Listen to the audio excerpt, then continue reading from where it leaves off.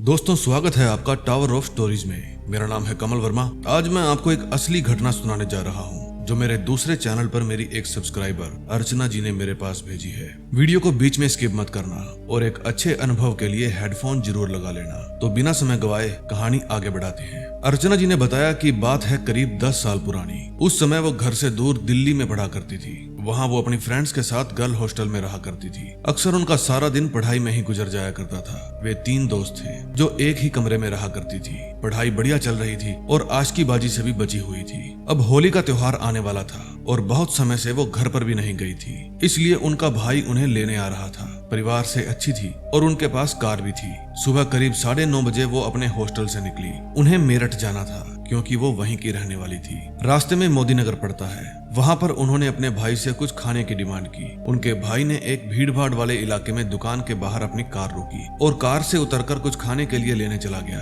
उन्होंने गौर किया कि उनकी विंडो के पास ही एक मैली कुचैली सी लेडी खड़ी है। वो बिना पलक झपकाए अर्चना जी की ही तरफ देख रही थी। उन्होंने सोचा कि ये कोई मांगने वाली है। अक्सर ऐसा होता है कि जब भी कोई हमारी कार के बाहर मांगने आता है, आप हो या मैं सभी की बात कर रहा हूँ, हम उन्हें भगा देते हैं और अगर 2-4 बार कहने पर भी वे ना भागें तो हम अपना गुस्सा भी दिखाते हैं। ऐसा ही अर्चना जी के साथ भी हुआ। उन्होंने उसे भगाने की कोशिश की लेकिन वो नहीं भागी। फिर उन्होंने अपने पर्स में से 2 का सिक्का निकाला और उसे देने की कोशिश की, लेकिन वो टस से मस नहीं हुई। बस एक सांस उनकी तरफ देखे जा रही थी। फिर अर्चना जी ने वो सिक्का वापिस अपने पर्स में डाल लिया और उसे कहने लगी कि अगर तुझे नहीं जाना तो दूसरी तरफ मुंह करके खड़ी हो जा, लेकिन इधर मत देख। इतने में उनका भाई कुछ खाने के लिए सामान लेकर आ गया। फिर भाई ने कार स्टार्ट की और वे वहाँ से निकल पड़े। कुछ ही देर में वे मेरठ पहुँच गए। अर्चना जी घर वालों से मिली, अपनी आस पड़ोस की सहेलियों से मिली। बस आज का दिन यूं ही मिलने जुलने में बीत गया। घर का माहौल कुछ इस तरह का था कि सभी लोग 11 बजे के करीब सो गए थे, लेकिन उनको लेट तक जागने की आदत थी।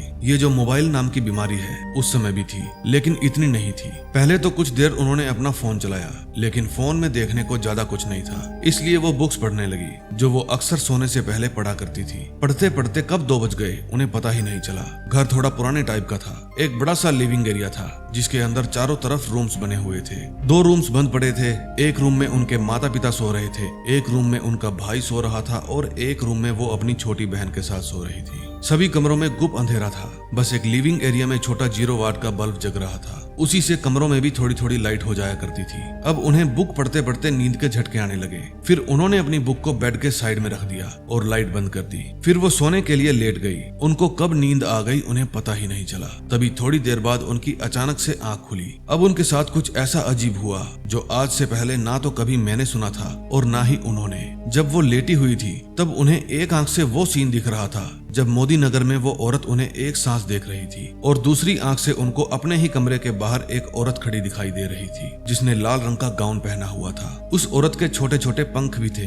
देखने में वो औरत बहुत ही बदसूरत थी। उसका रंग भले ही गोरा था, लेकिन चेहरे की बनावट ऐसी थी उसको देखते ही डर लग रहा था। उसकी आंखें बिल्कुल काली थी और नाखून किसी जानवर के नाखून जैसे थे, लंबे और मजबूत। अर्चना जी का शरीर दब चुका था, यानी वो उठने की कोशिश तो कर रही थी लेकिन हाथ पैर काम नहीं कर रहे थे।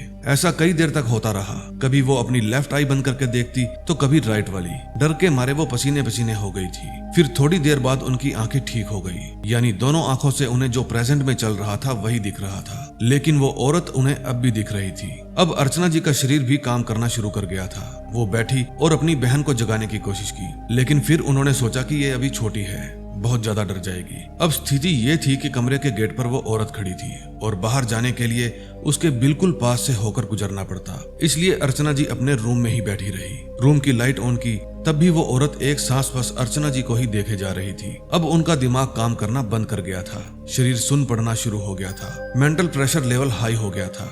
इस घटना को लगभग 1 घंटा हो चला था।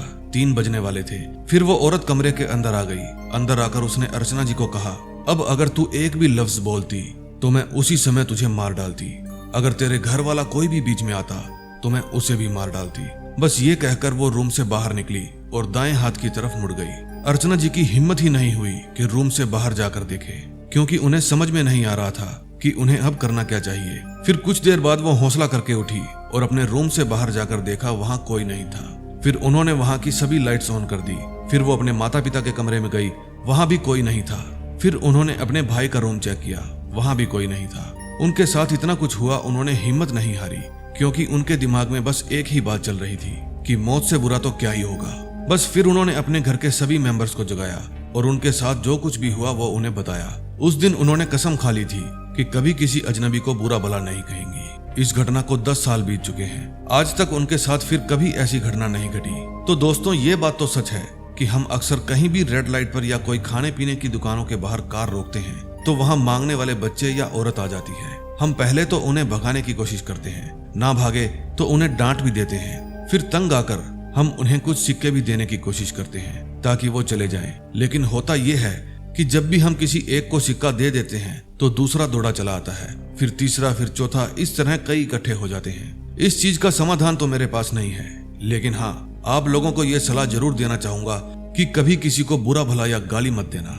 दोस्तों, अगर आपके साथ इस तरह की कोई घटना हुई हो तो आप हमें वो घटना सेंड कर सकते हैं, फिर चाहे वीडियो बनाकर या लिखकर। हम आपकी कहानी को आपके ही नाम से पब्लिश करेंगे।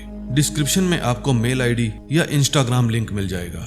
इसी तरह की और कहानियां सुनने के लिए आप हमारे चैनल को सब्सक्राइब कर लें और जितना हो सके अपने भाई बहन दोस्तों के साथ शेयर करें। टावर ऑफ स्टोरीज देखने के लिए आपका बहुत बहुत धन्यवाद।